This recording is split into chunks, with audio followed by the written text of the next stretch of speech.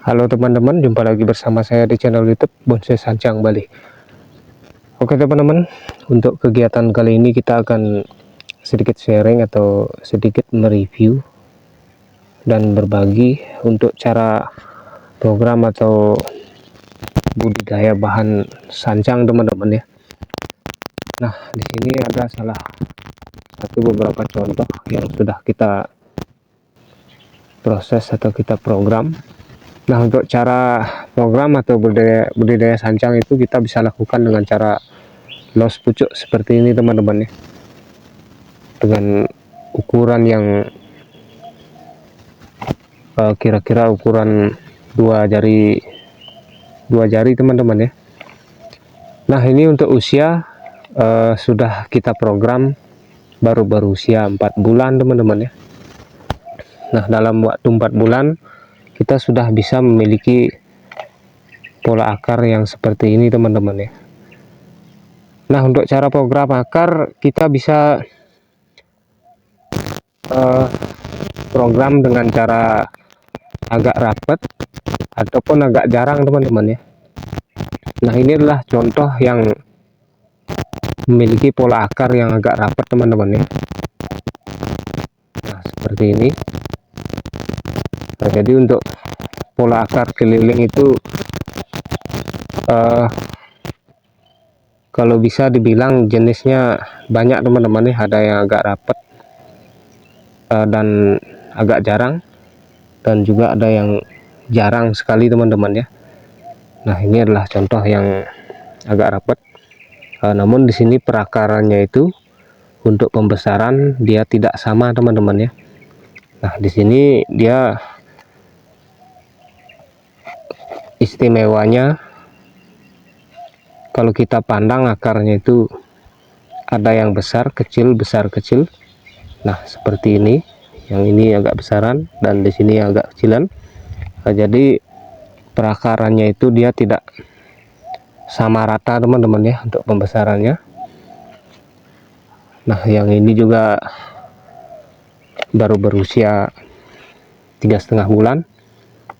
Nah, kalau untuk yang ini sedikit agak jarangan teman-teman ya. Nah, kalau untuk cara memilih atau seleksi akar itu usahakan ketika kita tanam programan bahan cangkokan sancang itu sudah berusia 2 atau 2,5 bulan, kita sudah lakukan tahap seleksi akar teman-teman ya.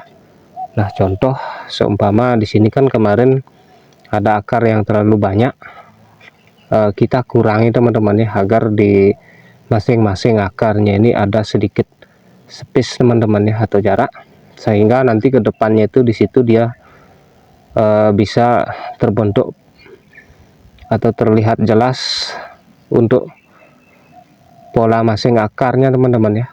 Nah, contoh di sini kemungkinan nanti kita bisa jadikan akar dominan, apalagi di atas ini sudah ada calon tunas terusan cabang, dan yang di sini juga nanti. Nah, di sini juga ada lagi sebelahnya. Nah, seperti ini.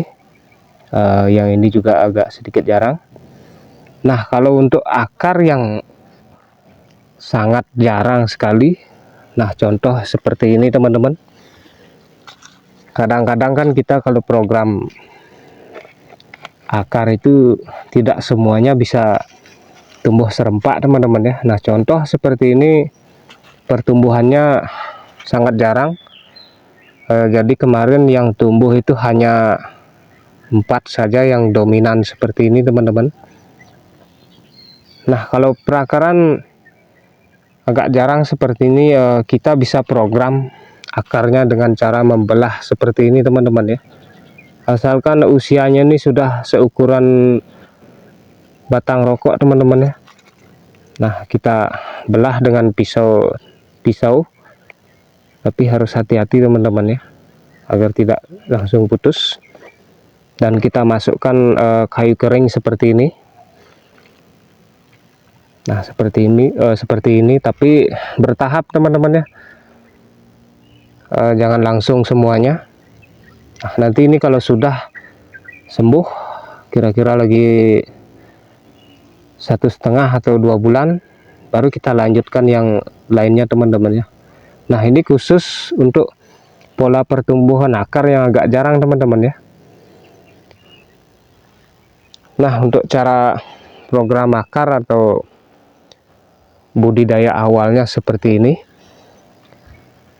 Nah di sini juga kita akan sedikit sharingkan untuk bahan yang sudah kita program hampir 1 tahun teman-teman ya. Nah ini untuk usia sudah hampir 1 tahun, tetapi yang ini kita program dengan cara cangkok 2 ruas teman-teman ya. Jadi di sini kemarin memiliki 2 ruas ataupun 1 ruas bisa teman-teman ya. Tetapi di sini itu sudah ada pertumbuhan tunas cabang seperti ini teman-teman ya. Jadi kita tinggal melanjutkan pertumbuhan perpecahan anak cabangnya seperti ini. Nah di sini kan sudah ada cabang pertamanya. Kita akan bikin bentangannya di sini nanti, dan di sini nanti akan menjadi cabang kedua, dan yang di atasnya ini akan menjadi terusan kerangka mahkota nanti teman-teman ya. Nah di belakang juga di situ juga sudah ada calon tunas untuk kita jadikan cabang background belakangnya. Nah untuk perakaran di sini juga sudah kita tahap beberapa kemarin. Jadi kita tinggal memperbesarkan yang seperti ini saja teman-teman. Nah kalau perakaran sudah seperti ini, saya rasa sudah cukup seimbang teman-teman ya, walaupun tidak terlalu besar sekali. Yang penting polanya sudah keliling teman-teman ya, dan sudah cukup kuat untuk menopang induknya teman-teman ya. Nah kalau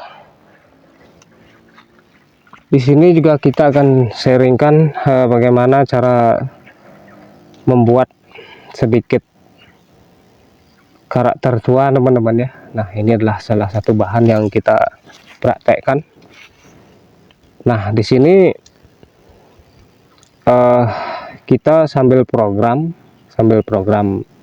perakaran maupun terusan induk, kita bisa bikinkan alur karakternya seperti ini teman-teman ya. Nah kita toreh, kita bikinkan jalur karakter tuanya seperti ini.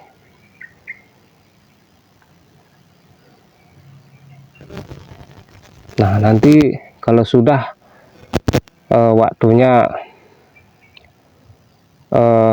penutupan torehannya ini bagus, nanti baru akan kelihatan lebih sedikit alami teman-teman ya. Nah sekarang kita akan sharingkan bagaimana cara mengkonsep awalnya teman-teman ya. Nah ketika sudah terbentuk gerak dasar seperti ini, atau gerak dasar di bagian bawah, yaitu gerak dasar di bagian bongol atau perakarannya, untuk mengkonsep awal di bagian atas kita bisa lakukan dengan cara seperti ini teman-teman ya. Kalau sudah di sini pertumbuhannya sesuai atau sesuai dengan target yang akan kita bikin. Nah seumpama seperti ini kan kita targetkan dengan ukuran small, kita konsep awal atau kita bikinkan gerak dasar awal di bagian atasnya dengan cara seperti ini. Kita pangkas. Nah ini kan bisa kita jadikan cabang twinnya nanti, atau cabang pertamanya. Dan yang di sini kita tinggal mencari terusan cabang kedua nanti, maupun cabang backgroundnya, dan terusan cabang kerangka ke bagian atas teman-teman ya.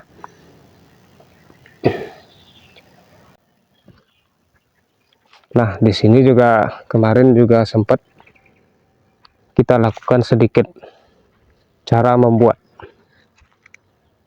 gerak dasarnya teman-teman ya. Nah, ini kan kemarin adalah bahan programan yang los pucuk teman-teman ya. Nah, di sini pun kita juga sedikit membuat alur karakter tuanya. Nah, jadi seperti inilah cara mengkonsep awalnya teman-teman. Kalau sudah gerak dasar di bagian bawah itu sudah kita tempuh, yaitu memiliki perakaran, dan di bagian atas kita tinggal melanjutkan konsep gerak dasarnya teman-teman ya. Nah, seperti ini. Di sini nanti akan menjadi terusan induk, dan yang ini nanti akan menjadi terusan cabang. Nanti kalau sudah pembentukan dan pembesaran cabang-cabang ini sesuai, baru kita akan lanjutkan membuat terusan cabang maupun kerangka anak cabangnya teman-teman ya. Nah, kita akan lihat yang sebelah sana lagi teman-teman ya. Nah, oke teman-teman, di sini kebetulan kita ada salah satu programan yang kita konsep atau kita program dengan gaya bogel teman-teman ya. Nah, untuk gaya bogel ini biasanya kalau kita program di sini dengan ukuran segini teman-teman ya. Nah, ini untuk ukuran small nantinya.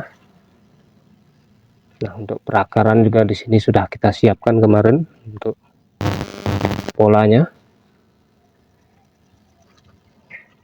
Nah, kalau untuk ukuran bogel gerak dasarnya seperti ini teman-teman ya. Mohon maaf nih agak kurang jelas teman-teman ya.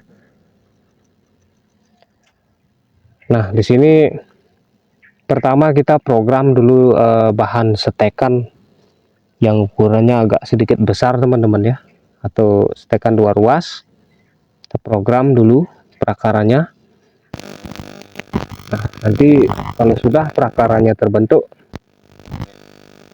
baru kita konsep dasar teman-teman ya, atau kita pangkas di bagian bawahnya nih, kita nolkan dan kita bikinkan 2 terusan cabang dulu, yang satu cabang dan yang satu induk teman-teman ya. Nah, seperti ini induk. Nah, ketika nanti sudah seimbang antara cabang dan induk, kita tahap lagi teman-teman ya. Kita pangkas yang di sini, kita carikan cabang kedua seperti ini dan anak cabangnya, dan yang di atas kita tinggal membuat kerangkanya teman-teman ya, atau kerangka mahkotanya. Nah, di sini kan sudah ada terusan induk, dan di sini nanti akan menjadi kerangka mahkotanya teman-teman ya. Nah, kalau konsep bogel itu memang agak sedikit rumit teman-teman ya, karena space-nya sangat dekat sekali. Tetapi tidak ada salahnya kalau kita ingin mencobanya teman-teman. Semakin bahannya itu agak sedikit susah space-nya, jadi di situ nanti akan semakin membuat kita bersabar untuk memprogramnya teman-teman ya. Nah, ini adalah salah satu gerakan yang bisa dibilang bogel, namun gayanya itu agak informal teman-teman ya. Nah, di sini juga untuk bahan yang agak kurang produktif, Nah, contoh seperti ini. Kemarin di sini kan dia sebenarnya setekan lurus teman-teman ya. Namun induknya itu diserang oleh ulat penggerak batang dulunya teman-teman ya. Jadi kita putuskan, kita pangkas pendek sekali, dan di situ masih bisa muncul tunas seperti ini kemarin. Nah, kita olah dengan cara seperti ini teman-teman ya. Kita upayakan untuk kita program dengan gerakan meliuk ekstrim seperti ini teman-teman ya, daripada tidak kita manfaatkan, lebih baik kita seperti ini kan. Namun ini masih kita los teman-teman ya, atau kita besarkan dulu. Nah, di sini juga ada satu programan yang nanti akan kita proyeksikan dengan ukuran small teman-teman ya. Ini lumayan sedikit besar teman-teman. Nah, selain gaya-gaya ekstrim seperti ini, kita bisa juga program dengan gaya-gaya seperti semi cascade atau cascade teman-teman ya, nanti akan saya tunjukkan. Nah, yang ini kebetulan kemarin sempat kita proses ulang dengan gerakan yang seperti ini, yang bisa dibilang agak ekstrim. Namun ini nanti ukurannya tidak terlalu besar sekali teman-teman ya, paling tidak ukuran small.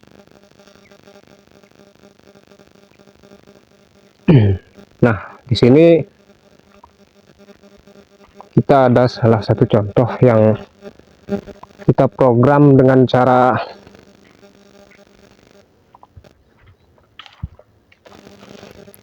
seperti semi cascade teman-teman ya. Nah, seperti ini. Jadi kalau seperti ini cara programnya itu kita harus program dengan agak tinggi seperti ini teman-teman ya, agar akarnya itu bisa mengarah ke bawah seperti ini. Saya jelaskan dulu. Nah, ketika akarnya sudah terbentuk, baru kita konsep di bagian atas teman-teman ya. Kita bikinkan terusan cabang ke mahkotanya dan terusan cascade-nya teman-teman ya.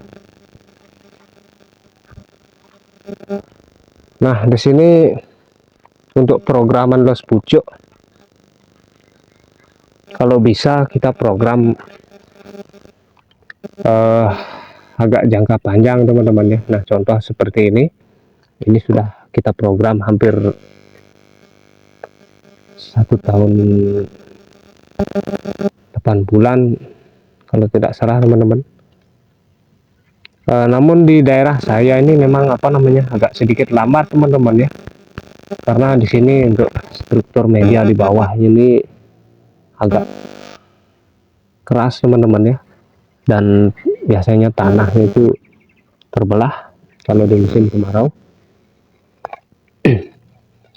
Nah, di sini untuk media kita hanya bisa menggunakan media-media seperti di alam saja teman-teman ya, seperti tanah humus, pupuk kandang, maupun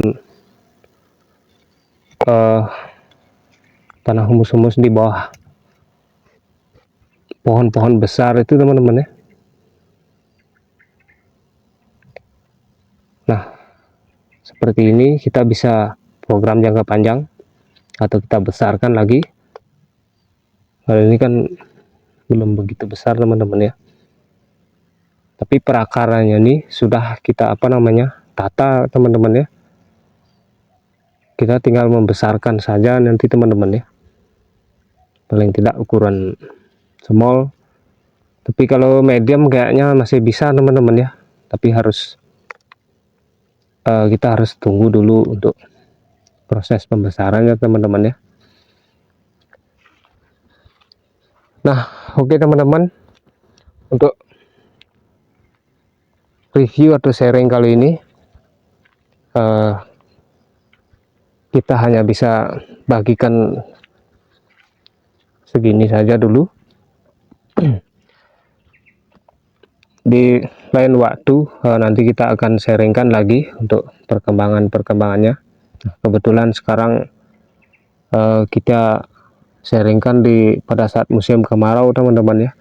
Nah, walaupun cuaca ekstrim, yang penting kita tetap konsisten melakukan perawatan teman-teman ya. Nah, contoh seperti ini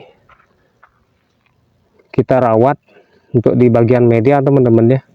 Biasanya kalau di musim kemarau itu kan medianya itu pasti turun teman-teman ya. Jadi kita jangan telat melakukan penambahan seperti ini. Dan kalau ada pecahan genteng ini kita manfaatkan teman-teman ya. Nah, ini fungsinya sangat banyak sekali teman-teman ya. Selain menyejukkan media, ini bisa juga untuk mengantisipasi hama ayam teman-teman ya. Hama ayam itu sangat merusak, tapi kalau tidak kita antisipasi seperti ini, kasihan pohonnya teman-teman ya, kadang-kadang dicekerin sehingga akarnya itu terlihat. Nah, oke teman-teman, untuk sharing kali ini kita akan cukupkan dulu, semoga bisa cukup bermanfaat. Terima kasih banyak atas waktunya. Salam satu hobi dan salam bonsai.